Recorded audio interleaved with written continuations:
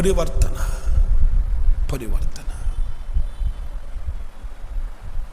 ఒక అబ్బాయి ప్రభువుని నమ్ముకున్నాడు. 4 రోజులు భక్తిగా నడిచాడు. వినండి జాగ్రత్తగా. 5వ రోజు నా వల్ల కాదనుకున్నాడు. ఇంత నెక్కించగా బ్రతకడం నా వల్ల కాదనుకున్నాడు.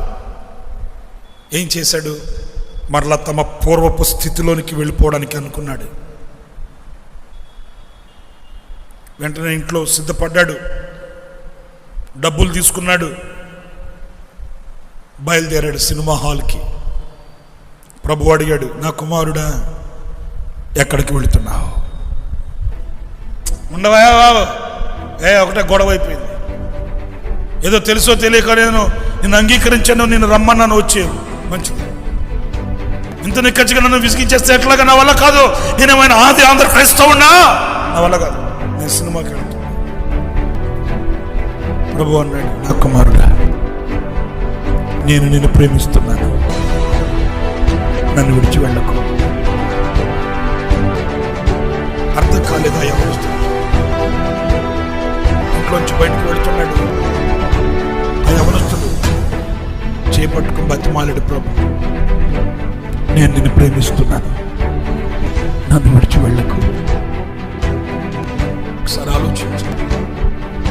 మనం ఆయన్ని ప్రేమించలేదు, ఆయనే మనం ప్రేమించాడు.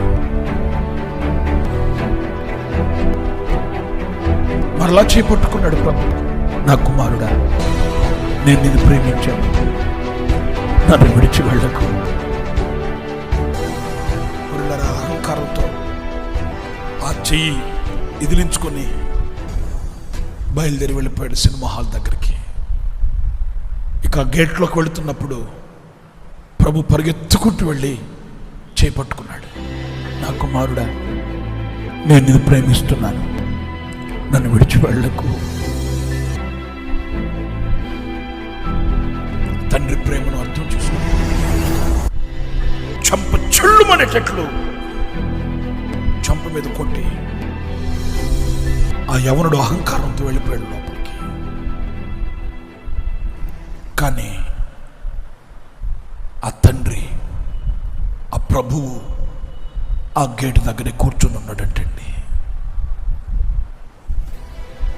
అది చచ్చిపోయే ప్రేమ కాదది, విడిచిపెట్టే ప్రేమ కాదది, విడనాడే ప్రేమ కాదది, వెళ్ళిపోయే ప్రేమ కాదది, ఆరని ప్రేమ ఇది.